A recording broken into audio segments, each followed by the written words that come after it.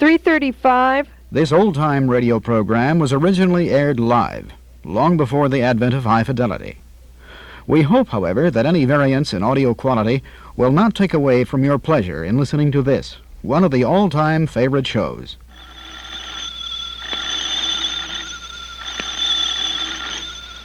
Granny's, Abner. I believe that's our ring. Ah. The Lum Abner Show.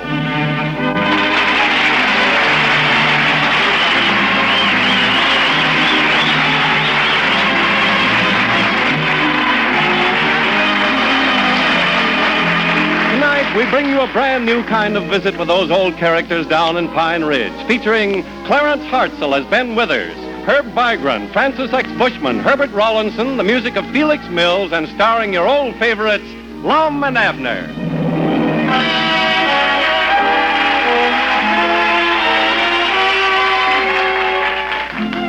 And now, as we look in on the little community of Pine Ridge today, we find Lum and Abner in their Jot-'em Down store discussing a business matter with a man from the county tax collector's office. Listen. Well, that's it. Your taxes are delinquent, and if you don't pay us the $72 by 10 o'clock tomorrow morning, the Jot-'em Down store will be sold to the highest bidder. Now, what have you got to say to that? Ah. You don't want to lose your store over a little matter of money, do you? Well, it ain't so much the money that's bothering us. It's trying to raise it. Well, just remember, you've got 24 hours. Is that daylight saving time? It's any time, and that's final. Goodbye. Granny's, now where can we get our hands on $72? Well, now... Some good, honest way. Oh. That lets my idea out. Our biggest stumbling block is we're broke. Yeah. I reckon we ought to have saved our money during the Depression so we'd have enough money now to live through this prosperity line. Well, we've got to get it some way. First, I'll go to my friends. Well, that won't take long. Then I'll go to the bank, and then I'll try the county treasurer. He ought to loan us some money as long as he's going to get it back. Well, of course, we can always go to Squire Skimp. Abner, I wouldn't go to Squire Skimp if he was the last man on earth, and I was with him.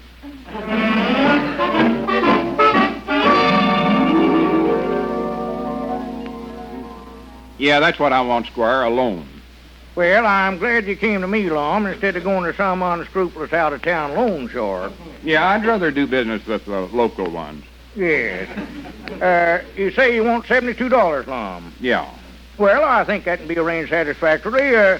Excuse me a minute, Lum, while I contact one of my financial associates. Couldn't you just give me the $72 now? Just a moment now, Lum. Hello, Joe. I need a little cash. How'd we do in the third? Left at the post, huh? What about Lady Hayburner? Scratched, huh? What'd you have, 2 on her nose? Is something wrong, Squire? No, Lum. Just one of my clients, Lady Hayes Bernard, turned left into a post and got scratched up a little, so. Well, what was that about putting 2 on her nose? Well, she got scratched, Lum, on her nose. They put 2 Band-Aids on there instead of 1. Must have been a bad scratch. It was practically disastrous. Hello, Joe. How about that long shot in the 7th? 29 to 1. Oh, it must be later than that. Well, send the money over right away, Joe. I'm parlaying it on a sure thing here in my office. Yes, sir. Goodbye, Joe. Lum, now, while we're waiting for my associate to deliver the money, we'll fill out this loan form. Care for a cigar? No, thanks. Let's see. Name, address, chew tobacco, Lum. No, thanks. Collateral? No, thanks. Lum. I mean, do you have any collateral put up for this loan? Something worth $72? Well, we've just got the store. Well, I'd be willing to stretch a point. I'll just put the store down here. Well, wait a minute. Now, as for interest, Lum, generally I charge simple interest. But in your case, I'll make it compound. Now, don't let me take advantage of you just 'cause I'm a friend, Squire. Let's see now. Break $72 down into 10 payments. That's $7.20 plus 6%, $724.32. Yeah, don't own a 720. That makes $11.52 payments, Lum. Well, now, Squire, you got to live, too. Yeah, well, I'll scrape through somehow. Now, maybe instead of making just 10 payments, you'd rather spread that out over a period of, say, 24 months. Yeah, spread it out. All right. That'll be 24 payments of $11.52. Of course, now, maybe you'd rather get it over with and pay it off in a lump sum. Yeah, better lump it. All right. Lump, that's those 24 payments, come to $276.48. Granny, that's awful lumpy. Add in the original $72 aboard, plus $2 surtax. Surtax? Well, you're not a lady, Lum.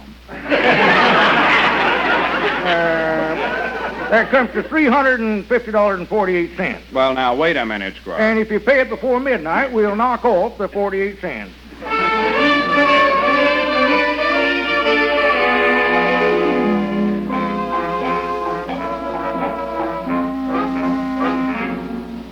$350.48. Doggies, looks to me like we're worse off than we was before. Yeah, it does look that way, don't it? On the surface. Now, if we don't dig up the money, we'll lose the store, Lum. There ought to be somebody that ain't got no more sense than to loan us that much money. Yeah, let me say that. Oh, well, Ben Withers, we was just talking about you. How's that, Abner? I said we was... Ben, I'm going to be frank with you, Ben. We need $350 quick. Well, I'm the only man I know that's got that kind of money is Volmer K. Sutter of Mount Eight, millionaire banker, worth several $1,000s. Well, do you reckon he'd actually lend me some money? No. You're an unmarried bachelor, Lum, and Volmer K. Sutter will only do business with settled-down, happy family men. He distrusts bachelors. But why? Right. Volmer K. Sutter had a rather unfortunate experience with a bachelor once. The bachelor ran away with his wife. Oh, that's a shame. He brought her back in 2 weeks. Mr. Sutter's never trusted a bachelor since. Well, I don't blame him. Well, Abner's a settled-down family man. Maybe he can get the loan. Well, why don't I jump on the long-distance phone and check with him? Well, if you think we can get some money from him, call him. Mr. Sutter firmly believes in the vine-covered cottage, the family circle, easy slippers, smoking jackets, pipe with mouth, faithful dog. Hello, baby. Oh, hello, baby. I'd like you to rush a call through to Mount 80. Orrin J. Watford. You'll find him at the Ace High Snooker Palace. I thought you was calling Mr. Sutter. Oh, I don't know Mr. Sutter. Huh? Hello? Ace High Snooker Palace? Orrin? Guess who this is?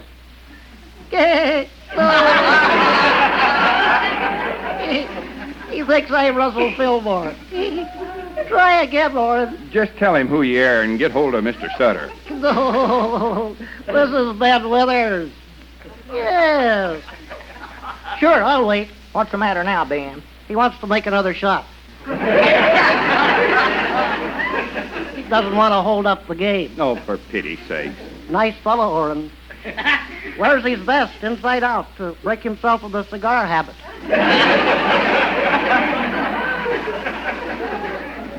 Hello, Orrin. How's that? Side pocket, huh? Dan, this is costing us money.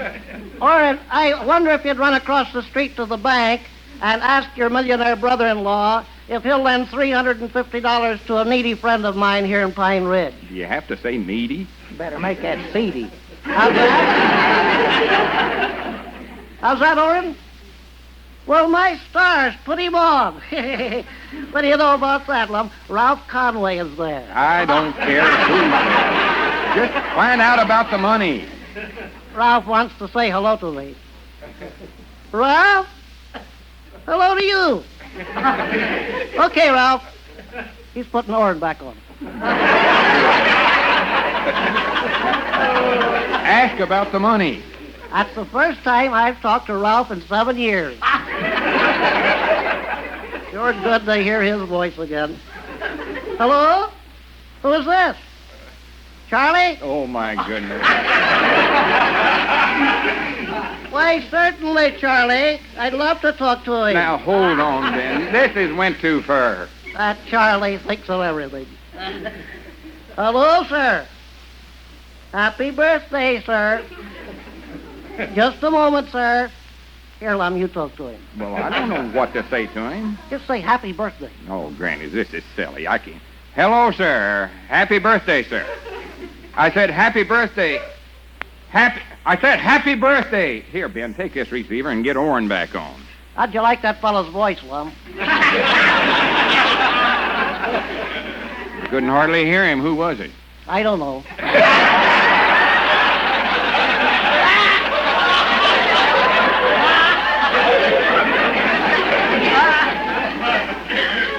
Some fella hanging around the pool hall. Charlie said he's 93 years old today and has never talked long distance before. This was Charlie's birthday present to him. Charlie? Who's paying for this call? Hello, who's this? Ed? Oh, me. Well, that's just fine, Ed. Say hello to Bessie and Clyde. Goodbye. Well, you're in luck, Lum. In luck. Orrin told Ed to tell me. I don't want to hear it. That he contacted Mr. Sutter over at the bank, and Mr. Sutter will be in Pine Ridge this afternoon to discuss the loan. He will. But I thought you... When did you find that out? Yes. Well, why didn't you tell me this before? How could I? You kept butting in on the conversation.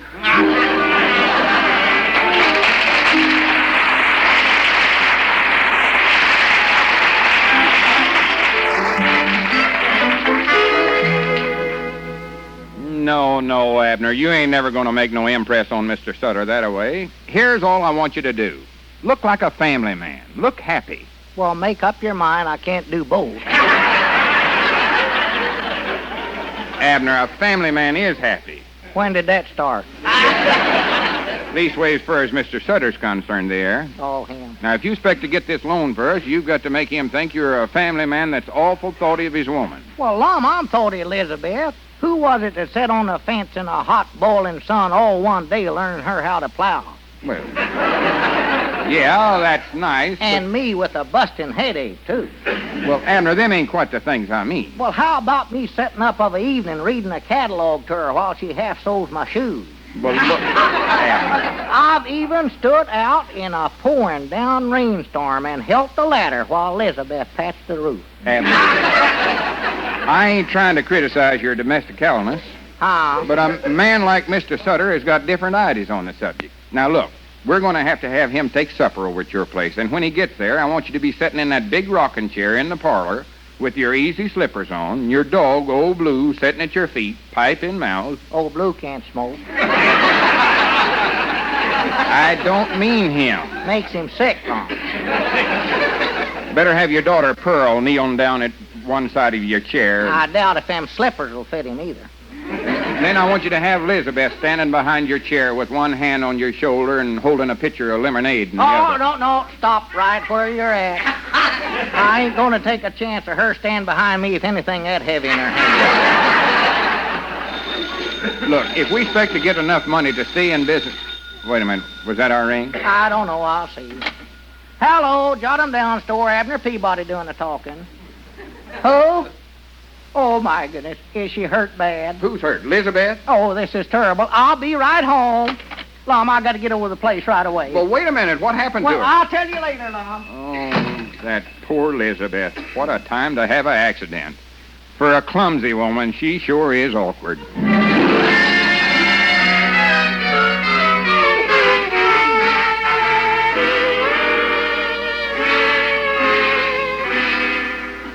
Oh, this is the terriblest thing. How did it happen? Well, you see, Just look at her laying there. Poor little varmint. Speak to me, honey.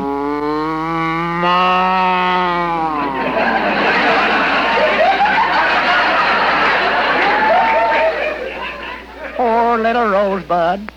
Dogus, mister, you ought to have been more careful where you was driving that dad-blame truck. Well, I couldn't help it. I'm driving along, minding my own business, not looking to right nor left, and all of a sudden, here's this cow standing in the middle of the road, gazing up at the Bull Durham sign. Looking just like she's considering a trip to the Casbah with him.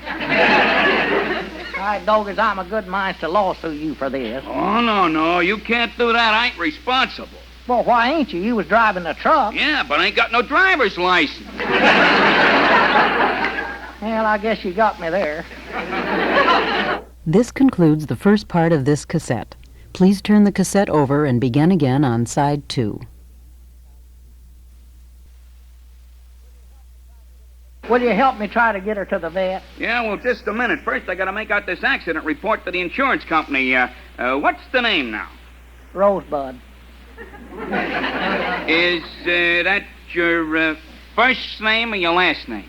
It's the cow's name. I don't believe she's got a first name or a last name either. Better just make it Rosebud Peabody. I don't want the cow's name. I want yours. Well, I wasn't hurt. I never said you was. You're the owner of this cow, and if you expect to get any money out of this insurance claim, I got to send your name into the company, see? Well, send Rosebuds. It might make her feel better. Oh, look, all I ask is just one man's simple, straightforward name, and what do I get?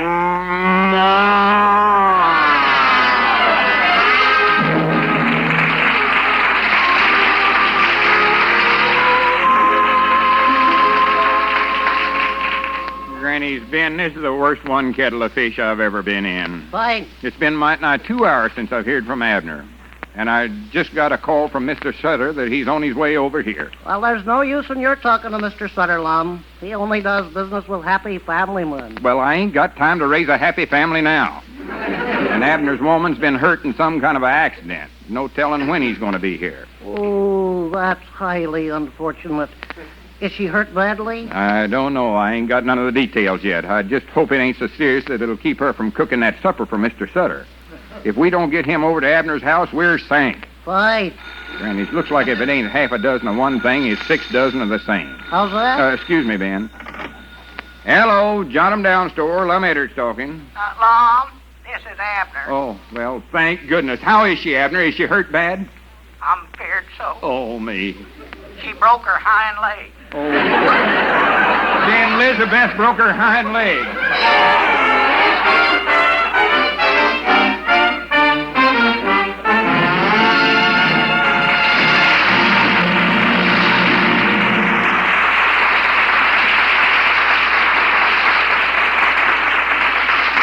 This is the spot we suggest for the sponsor's commercial.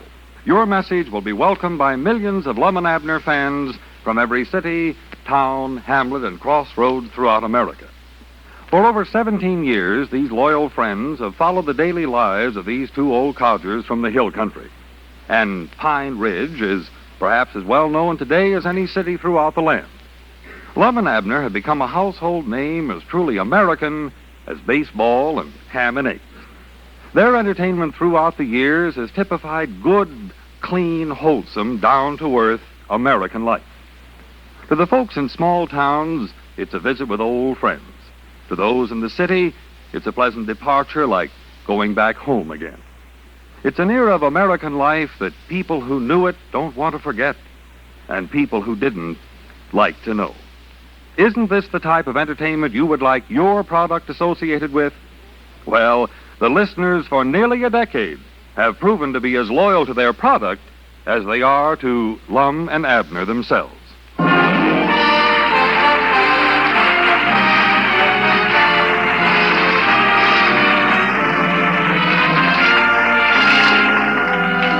Well, Valmer K. Sutter, Mount Ida banker, has arrived in Pine Ridge to discuss lending family man Abner $350 to save the Jot 'em Down store.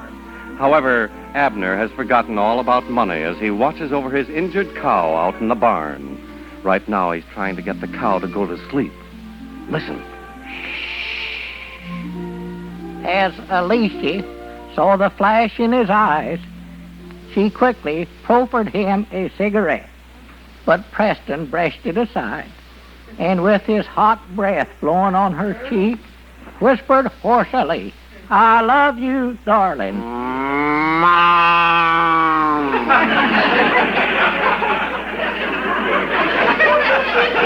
That's exciting, ain't it, Rosebud? I love you, darling. Do you understand? I love you. Mom. Huh? Oh, doggies. I never heard you come in, Cedric. Oh, Mr. Lum sent me over here to tell you. Be quiet, Cedric. Don't disturb Rosebud. I'm just now getting her quieted down. Oh, the cow, you mean? Yeah. She just loves them stories in the Ladies' Home Journal. Well, Mr. Lum told me about the accident that your woman... Say, what's the matter with Rosebud's leg? She broke it. Oh, must run in your family.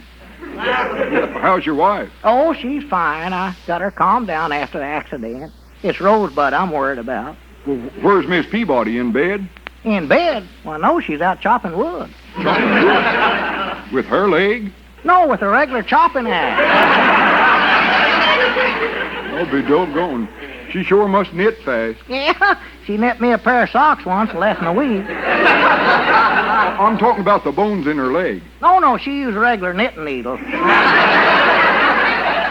course, now, since you mention it, with her knees, I believe she could knit a pair of socks on.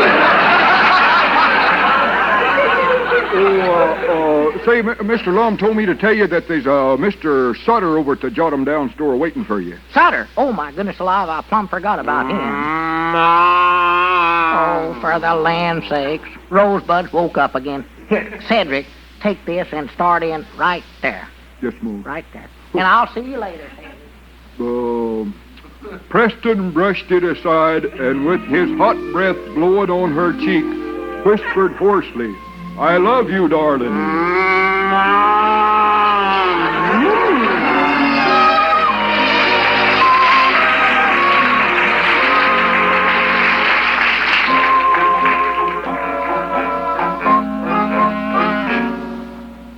Well, now, just take it easy, Mr. Sutter. I'm sure Abner will be here any minute. I'm afraid I can't waste any more time, Mr. Edwards.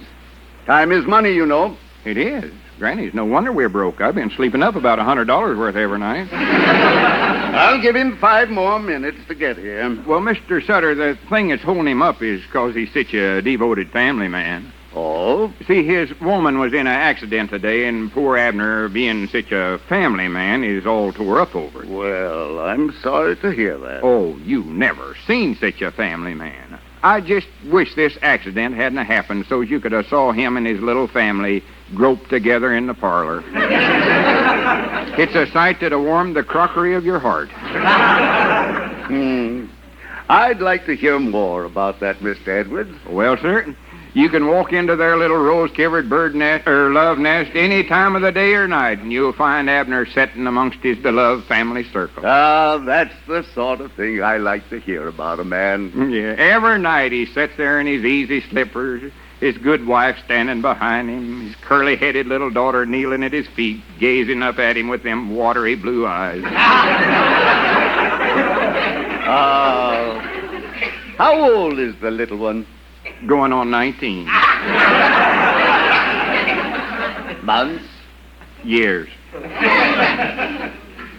Oh, I tell you, Mr. Sutter, I wish you could see Abner sitting there with his faithful old dog sprawled at his feet, pipe in mouth. Does the dog smoke?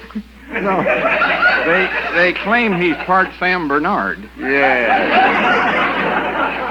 Well, I'm sorry I'm not going to get to meet Mr. Peabody. I'm afraid I'm going to have to go. Well, I'm sure that Granny's, there comes the little varmint, Mr. Peabody now. Well, come on in, Abner, old boy. I know what a blow this has been to you, being such a family man and all. How's she getting along? Oh, she's out in the barn bellering her head off. The barn? Oh, Abner, this is Mr. Sutter, the banker from Mount Ida. Oh, well, how-do you do? How do you do? I'm sorry to hear about your misfortune. I hope she's resting well. Oh, she's doing all right. Might learn her lesson. I knowed she's going to get hit one of these days the way she gads around the neighborhood. Gads around? Oh, the worst you've ever seen. Why, I've even saw her lay right down in the middle of the road and make cars drive around her. What did you say? Well, it's my own fault, I reckon, for not pinning her up. Quick as she gets well, I'm going to hobble her. You better not let her hear you talking like that about her. Ah, she's so dumb she wouldn't understand me. She heard me. What's this? Mr. Sutter, Abner's just upset over this accident. He don't know what he's saying. Yes, well, perhaps this is not the time to discuss business. Oh, no, that's what I come over here for. How about the cash? Well, I haven't had much opportunity to look over your business establishment here, but from what I've seen, I must say it looks a little run down. Oh, well, that's just 'cause Abner spends so much of his time at home with that charming little family of his. Oh, yeah. Me and my dog, Old Blue, sit there in the parlor all day long. Me and my rocking chair and my stocking feet. Stocking feet? Yeah, did you say Old Blue was wearing my slippers? Oh.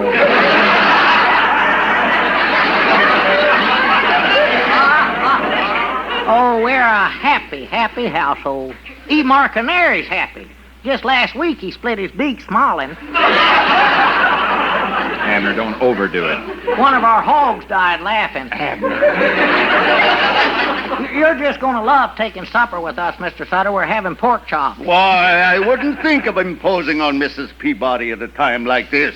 Well, why not? Well, a woman in her condition... Oh, well, you can't go by that. Looks ain't everything. No. But you couldn't ask a woman to cook a meal so soon after an accident like that. Well, she did try to get out of it, but I told her you was coming for supper and she'd better get herself out in that kitchen. But after all, a broken leg. Oh, well, that's been took care of. The veterinary slapped a splint on it. Veterinarian? For goodness sakes, didn't you call a regular doctor? For her? Why, of course not. They wouldn't work on her, Lum. And I don't blame him, wild as she is. Wild? Oh, when she gets hurt, it ain't safe to be around her. Why, she'll bore her neck and run you right off the plate. And kick. Huh? Well. Mr. Peabody, you certainly don't mean that. Oh, well, don't worry. I've got her locked up in the barn now. Locked up in the barn? Well, that's the best place for her in her condition. Well, wouldn't she rather be with the family at a time like this? Well, I thought about that. But now, as clumsy as she is, she'd break everything in the house. When she gets a little better, I'll turn her out in the lot. She just loves to romp with them mules. Mr. Peabody, as far as I'm concerned, we can consider this business discussion closed. Well, now, wait a minute, Mr. Sutter. Mr. Peabody don't mean nothing he said. Did I say something wrong? Abner, does Elizabeth ever lay down in the middle of the road? Elizabeth? Not that I know of, no. Did you ever hobble her? No. Did you ever lock her up in the barn? Well, one time when we was first married. Do you love and admire her? Oh, yeah, I love her just like she's one of my own family. Now, you see there, Mr. Sutter? Now, how about the loan? Well, if we do grant a loan, it'll have to be just a short-term one. Well, that's all right. Just so as we get our hands on the cash. I'll have to look over the books first. Go right ahead, sir. And maybe you can get them to balance. We can't. One look at our books will prove to you that we need that $350 pretty bad. Oh, well, if that's all you want, I think perhaps I could take care of it. Well, good for you. Say, Abner, got good news for you. Huh? The veterinarian says her leg's gonna heal all right. Oh, hooray! I dog it, I won't have to shoot her. Shoot her! Abner, such talk. You know good and well you'd never do a thing like that. I never aimed on doing it myself. I couldn't bring myself to do it, Lum, not after I've had her around the place so long. Well, this is the last straw. Now, wait a minute, Mr. Sutter. I've heard all I can stand. Hey, Peabody, I turned in that insurance report on your accident. Oh, well, I believe the old cow's going to get well now. Old cow! This is the end. Mr. Sutter, come back. All my life, I've never heard a word. My grannies, now we're ruined. We've lost everything. We're done for. Is something wrong? Now, look, Peabody, you just signed this claim You here. get out of here. Can't you see we're going bankrupted? Look, Grandpop, if I don't get this insurance claim signed, I can't give Peabody this $350 for breaking his old cow's leg. $350. Cow's leg? I thought it was Elizabeth. Nah, name is Rosebud. Wait a minute. You mean that Abner gets 300? Granny's, we're in business again. Oh, Abner, I also have a message for you from Mrs. Peabody. She said in regard to that supper tonight... Oh, I plumb forgot about that. Here she's baked up everything in the place, and now Sutter's left. If I don't bring somebody home, she'll... Hey, you. Who, me? Yeah, how'd you like to take supper with us tonight? Well, I ain't got me pinstripe tuxedo, but leave us go. Well, wait a minute. Let me finish Mrs. Peabody's message. She said, don't bring anybody home. The supper is off. Huh? She stumbled over that dog of yours in the parlor, and she thinks she's broke her leg.